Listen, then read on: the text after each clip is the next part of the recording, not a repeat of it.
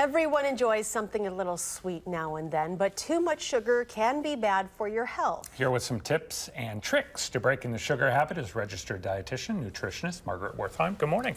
Good morning. So we were saying before, and I think maybe the best way to start this is how much sugar are we consuming in a given day? So most Americans consume about 80 grams of added sugar per day. So that's about 20 teaspoons. You can see that here. So I think sometimes when people actually visualize how much we're having, it makes an impact. How much should we be taking in? We don't want to just keep on with that. I know you do. I'm just curious. So there's different guidelines out there, but per the American Heart Association, women should have 24 grams of added sugar per day or less, and men 36. So for women, that's 6 teaspoons, and for men, that's 9 teaspoons. So we're really going 2 to 3 times as much as we should be having. So what are the health issues as it relates to sugar? Because I'm joking, but there's a serious component to this. Yeah, there really is.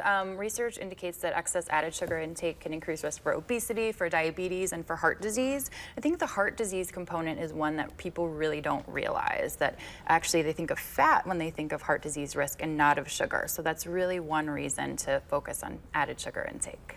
I've seen some movies and I've read a lot of information about sugar, about how it really can be addictive in a sense, and that it does stuff to your brain in the same receptors as certain drugs. Or can you explain a little bit about that? Well, to a certain extent, the more we have it, the more we want it. And if you've ever experienced cutting sugar out of your diet or drastically reducing it, it also really affects your taste buds. So the more sugar we have, the more we want things to be sweet. So when we're used to having things really sweet, things like fresh summer fruit really aren't tasting as sweet. And oftentimes when people cut it out for a short period of time, everything changes, and we just don't need it as much. So we talked earlier this morning about both. I think Pepsi was introducing 3 new sodas that have pure sugar instead of the corn syrup, but you obviously have a Coke bottle here as well. I mean, talk about some of these tips to trying to cut some of this stuff down. Yeah, and I think the difference between high fructose corn syrup and sugar is really not that much. I don't think that having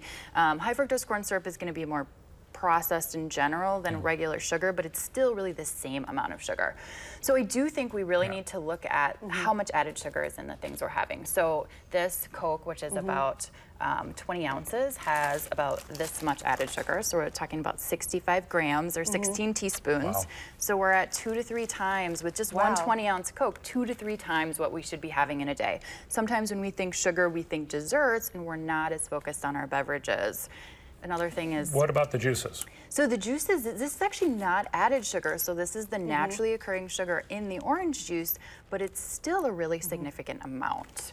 When you're looking at some of these smoothies, a lot of times people use them thinking they're a weight loss aid. I'm just going to drink this smoothie, but in reality, we've got 58 grams of sugar. It's all coming from fruit juice and fruit.